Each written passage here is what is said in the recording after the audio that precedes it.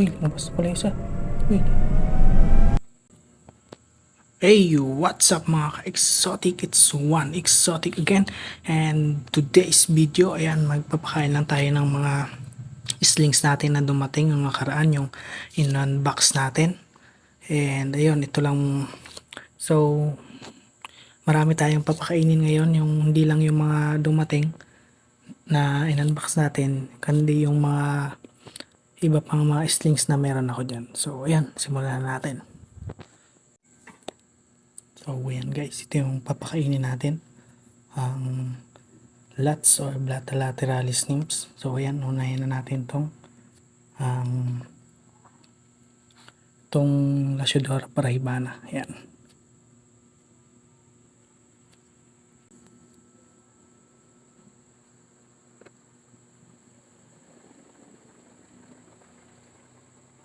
Ayan, take down na. Oops. Mukhang ayaw. Malaki yata yung nabigay ko guys.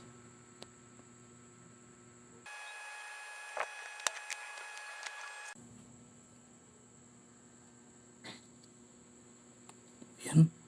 Napakaramdaman niya. So, ayun, parang malaki.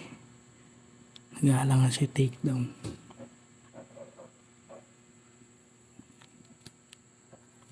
Palitan na lang natin to. Oops, tumago na tuloy.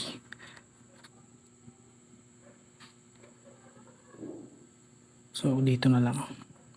So, medyo malaki.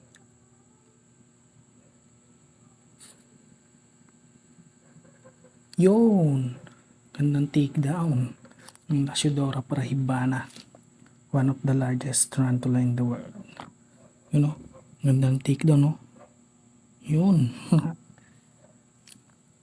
Take down agad tayo ngayon. Ay, so, bali hindi pala. Hindi pala kumain yung isa. So, take down ulit yan. Papalitan lang natin. Ito yun. And ayan, medyo tuyo na rin yung mga substrate nila. Kaya kailangan natin yan i-moist. So, dito tayo muna sa isa. Medyo malaki rin. Wala ako ng feeders. Guys, next naman. Yun, tinake down agad oh. Yun. Sabay tago eh. Yan. Ganda take down itong mga Lasiodora parahibana. Yan, medyo na parang nagugulat pa siya. So yan, next tayo dito. Dito naman tayo. So yan guys, ito naman to isa. Yun, sinugod pa. Sinunggaban lang oh. Angas ang take down ng mga Lasiodora parahibana. Gutom na gutom. Okay, next agad tayo. Dito naman sa isang Lasiodora parahibana. So ayan, bigyan lang natin siya ng medyo maliit. Oops, takot na ata talaga.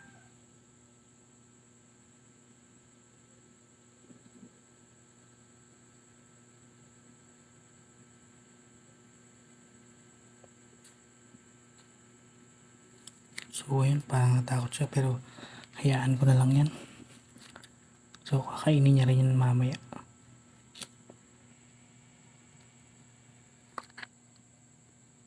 So ayan, mga tuyo na yung mga substrate nila. So babasahin ulit natin yan. Kailangan nila yan ma-mist. Kailangan nila kailangan nila ng moisture. Yan. Oops. Uy, lumabas pala isa. Uy. Teting naman. Binitawan niya na tuloy. Ay, grabe tong isa ma. Uy, grabe nagbubolt.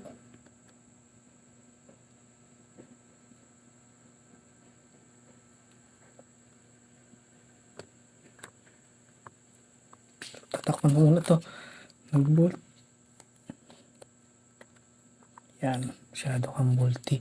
Binitawan tuloy nila yung mga kain nila. So kakainin din naman nila yan mamaya. Yan, moist lang.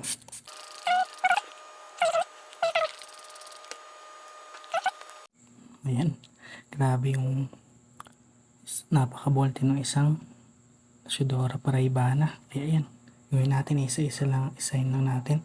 Ito nga pala guys ang Nandochromatus. So mukhang pre-mold siya, pero try lang natin, baka mag last mold pa. Bigyan na natin ng maliit. So ito guys. Oops, naipit yung lots ng hina.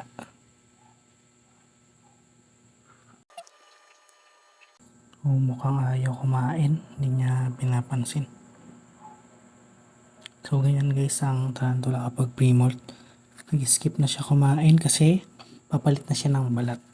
So mas lalaki siya kapag pumalit siya ng balat. So pag ganyan, huwag na natin pilitin. Ayan o, ayaw niya yata eh. Oops, ayaw nga, tinakbuhan niya lang. Ayun nga, medyo dark na rin yung kanyang abdomen. Kasi magpi-pre-molt na siya. Kukunin ko na lang to. Ayan. Gagawin ko lang dyan is i-mist ko. Kasi mas kailangan ng pre-molt na tarantula. Mas kailangan nila ng mas mataas na humid para hindi sila mahirapan mag-molt.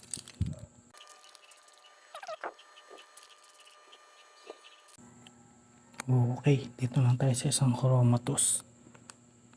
Testing natin kung kumain, pero malaki rin kasi yun dyan. So try lang. Ayan, sobrang mas malaki pa rin dyan ito.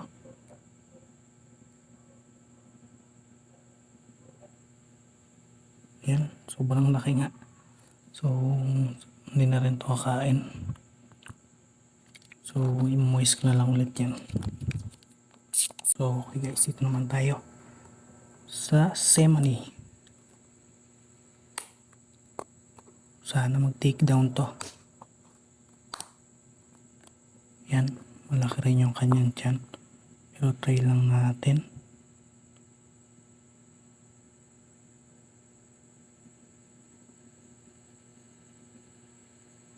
Oops, parang interesado siya.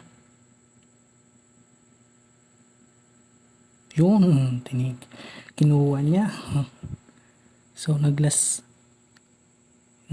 meal pa siya. So panigurado hindi na to kakain sa susunod.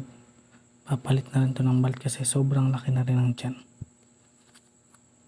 Yan o.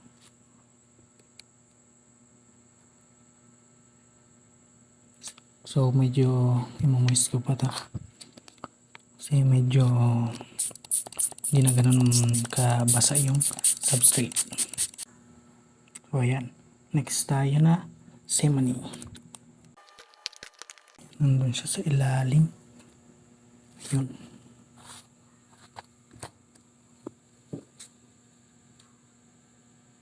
Ayun siya sa ilalim. Okay, next. Yan.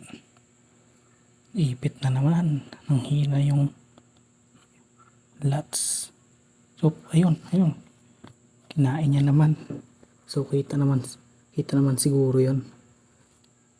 Ayan. Ito. Ayan guys. Kinain niya naman. And ayan, na sobrang laki na rin ang abdomen nito. So, last meal niya na rin yan. And mag-molt na yan. So next naman guys ang Brachypelma boehmii or fireleg. So bali apat nga pala ito guys yung in-unbox natin, and ito yung pre-molt sa apat na yun. Yan yung pinag-molta niya, yung balat niya. So nung kailan pa ito nag-molt, dumating to is pre-molt na yon. Dito na siya nag-molt sa atin, and yung ibang fireleg pala guys is napakain ko na yun. So ito lang yung mapapakain natin ngayon. Yan. So ito na guys, dito natin drop. Yan. Sana take down niya.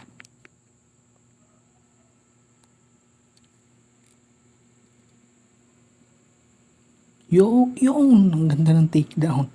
Ganda ng takedown guys. Siyempre gutom na gutom to kasi ilang araw tong walang kain. Dahil nga kapag kakatapos lang pala ng molt ng tarantula guys, hindi agad yan kakain kasi malambot pa yung kanilang katawan and lalo na yung pangs nila malambot pa kaya hindi agad sila kumakain. Yun ang mga ilang araw pa siya pa yan bago kumain. So sa mga Muslims, mga 3 to 5 days. Yan, mas maganda 5 days na bago sila pakainin para sure. And kapag mga malalaki guys, mas matagal bago kumain, mga 1 to 2 weeks kasi mas matagal maging matigas yung kanilang mga katawan, lalo na yung pangs. So ayun, by the way, ang ganda tignan ng fire leg. And then medyo lumalabas na rin yung kulay. Medyo nag-orange na yung kanyang mga galamay, mga paa niya. So okay guys, next na tayo. So yan, next naman tayo guys. Ito nga pala ito napakalit lang yan, ayan o. Yun yung kuko ko compared nyo sa tarantula na to sa slings, ayan napakalit. Kaya maliit lang rin alat sa ibibigay natin. Oops, ayun, nakatakas pa nga. So ito nga pala guys ang Brachypelma hamori, kapatid ng fire leg, ang Brachypelma hamori. So ayan, pakainin natin to. Sana take down niya.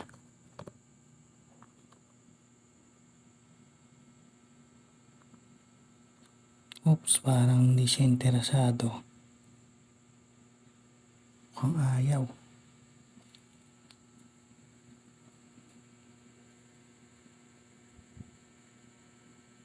Oops, ayaw nga. So kukunin na lang yan. Pag ganyan, huwag pilitin kumain ng ating mga tarantula. Pero yan nga guys, siguro isang linggo na rin yan mahigit. Hindi kumakain at saka malit yung abdomen niya. So mga gagawin ko lang yan is pipritil ko na lang tong feeders. Kasi kapag ganyan kaliit guys is medyo hindi pa sanay manghunt yan. So kaya kailangan natin i-pre-kill muna. So ganyan kakainin niya naman yan. Kapag ganyan kasi guys, hindi pa sanay manghunt yan, kaya yung minsan is nakikiramdam pa sila. So natatakot pa sila sa mga feeders. Kaya ayan. And medyo dry na rin yung kanyang substrate, kaya konting moist lang natin yan. So yun guys, next naman tayo. So yung hamori pala, sa susunod na lang yun. Marami naman sila yan. So mga pre-molt lang. Yung iba nag-molt na, kaya meron tayong feeding video ng mga Morrison. So ito guys, ito nga pala, ayan, ito pala ang orange bubon tarantula or ang P. morinus, also known as OBT. So yan, sure to may takedown to. So yan guys, ito na guys.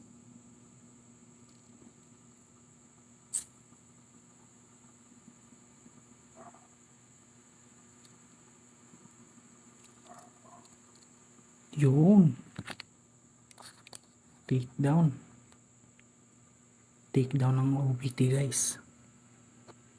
Hindi lang masyado nakita kasi meron ditong kahoy. Pero okay lang yan. You know. Next guys, yan ang Chaco Goldini. So bibigyan na natin siya ng feeders. So ito na guys, ang kanyang magkain. Yan, makakati doon.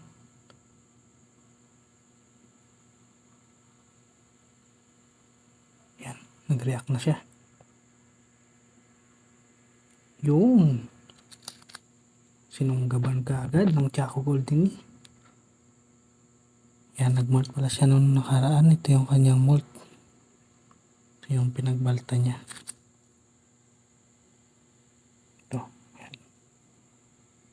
So okay, next na tayo guys. Okay, next guys, Jacko Golden ulit. Uy, takas yung nymphs, yung feeders. Ayan, ito na guys.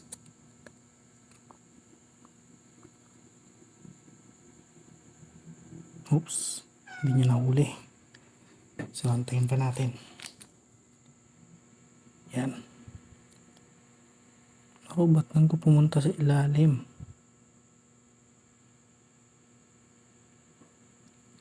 Ayun, hinabol. Hinabolan sila. Tayo na Oops.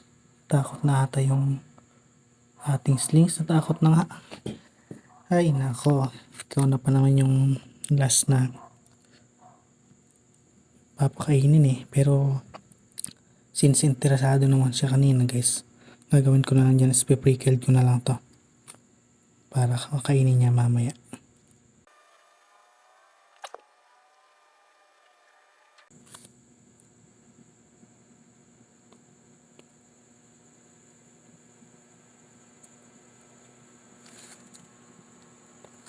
So, ayan guys. Hayaan ko na lang yan dyan. So, kakainin niya naman yan mamaya. At ayan guys. Ito lang tatapos yung ating feeding video ng ating mga slings. Maraming salamat sa panonood. At ayun lang. Peace!